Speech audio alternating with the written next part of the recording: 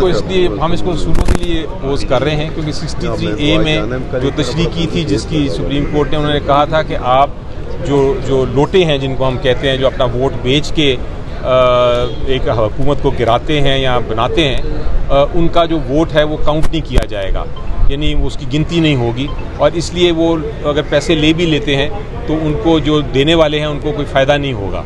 ये जजमेंट थी, इसको हम इसलिए डिफेंड कर रहे हैं कि हमारी सियासत में ये कैंसर था हॉर्स ट्रेडिंग का। आपको याद होगा छांगा मांगा मरी जहाँ लोगों को ले जाया जाता था, बंद किया जाता था, फिर उनके वोट्स लिए जाते थे। अभी रिसेंटली आपने सिंध हाउस में भी वो देखा। तो ये सारे जो लोटाक्रेसी जिसको आप कहते हैं हॉर्स ट्रेडिंग, इसको बंद करने के लिए ये 63A की तशरीह थी।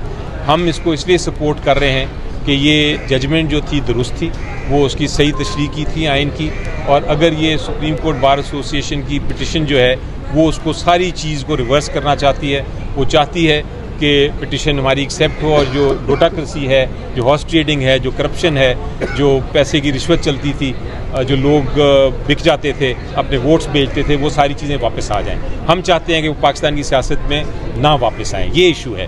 अच्छा अली ज़फ़र साहब, ये बताइएगा कि पाकिस्तान तहरीक-ए-इंसाफ के कितने के मेंबर्स जो हैं वो आपके साथ राब्ते में हैं? कितने मेंबर्स आपको लग रहा है कि वो क्रॉस फ्लोरिंग कर सकते हैं? कितने लोग हैं इस वक्त तक? देखिए जी, इस वक्त तक तो जो फ्लोर क्रॉसिंग है वो उसका कोई फ़ायदा किसी को नहीं होगा, क्योंकि ये जब तक ये जजमेंट है आपके वोट जो हैं वो गिनती में ही शामिल होंगे तो कॉन्स्टिट्यूशनल अमेंडमेंट नहीं हो सकेगी।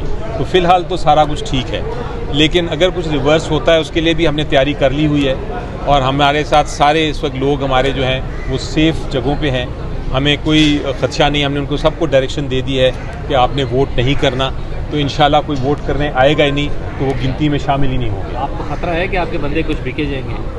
देखें, ये ख़तरा तो हर वक्त रहता है, इसमें तो कोई शक नहीं कि वो बिकने की बात या उनको काबू करके उनको फोर्स भी किया जा सकता है। एक तो होता है बिकना, एक होता है किसी को मजबूर करना।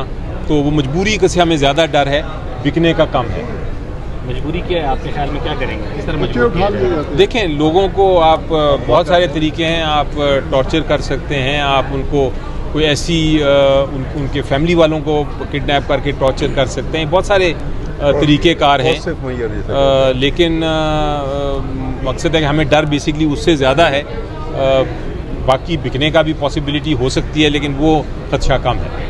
फिर उस सूरत में क्या आप सुप्रीम कोर्ट के अगर नजर सानी में दरखास्तें मंजूर होती हैं सुप्रीम कोर्ट बार एसोसिएशन की, तो सुप्रीम कोर्ट को आप कल मोरद इल्ज़ाम ठहराएंगे या आप कहेंगे कि सुप्रीम कोर्ट का कोई कसूर नहीं? ऑब्वियसली सुप्रीम कोर्ट इस केस को देख रहा है और जो भी फैसला होगा उसकी जिम्मेदारी अल्टीमेटली सुप्रीम कोर्ट पे आ जाएगी। हमारा तो काम है बहस करना, अल्टीमेटली तो जो फैसला करता है जिम्मेदारी उसी की होती है। अच्छा सर, थोड़ा सा ये चीज़ बताइए कि मौलाना फजल रहमान साहब अगर नहीं जाते आईनी तरमीम के हुकूमत के साथ, तो क्या हुकूमत जो है पाकिस्तान तहरीक-ए-इंसाफ के कितने के मेंबर उनको दरकार होंगे जिससे वो आईनी तरमीम पास कर सकें? देखिए जी, उनको मेरी नज़र में अगर आपका एग्ज़ाम्पल मैं लूँ तो नेशनल असम्बली में तकरीबन 18 से 20 लोग और सेनेट में तकरीबन 12-13 लोग, तो ये नामुमकिन सी बात है। जो सेनेट का इलेक्शन केपी वाला नहीं अभी हो सकता, तो वो फिर यानी जो एक बुरान बनेगा या फिर दोबारा एक इशू बनेगा, वो किस तरह का? देखें, वो अभी इशू नहीं है।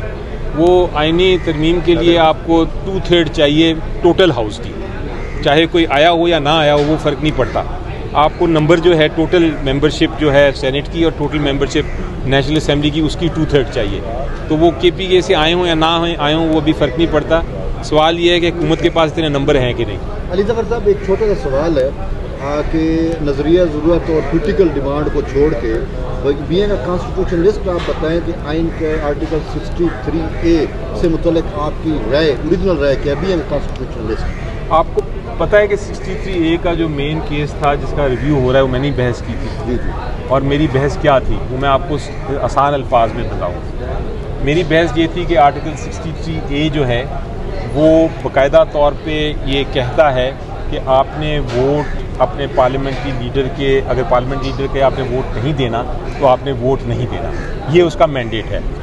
तो एक हमारी जूरिस्प्रूडेंस है कि जो मैं अंग्रेज़ी में पहले कहूँगा फिर उसको मैं बताता हूँ आपको उर्दू में। A fruit of a poisonous tree is poisonous, यानी कि एक जहरीले दरख्त का जो फल है वो भी जहरीला होता है। अगर आपको आइन ने कह दिया कि आप ये वोट नहीं कर सकते तो वो वोट जहरीला है, वो वोट आपका काउंट ही नहीं हो सकता, क्योंकि ये प्रिंसिपल को फॉलो किया है सुप्रीम कोर्ट की जजमेंट में और यही सही प्रिंसिपल है आइनी तशरीह का। आइन जो है वो जाएगा तो डिफेक्शन कैसे होगी, ये जो दलील दी जा रही है वोट, देखिए ये तो जवाब उसमें जजमेंट में ही है, वो तो कोई डिफेंड करने वाला ऑथर जज नहीं थे, लेकिन उन्होंने जवाब दे दिया है उस जजमेंट में। उन्होंने कहा कि डिफेक्शन फिर भी इसमें डिफेक्शन को रोका है, जो वोट ऑफ नो कॉन्फिडेंस है उसको नहीं रोका।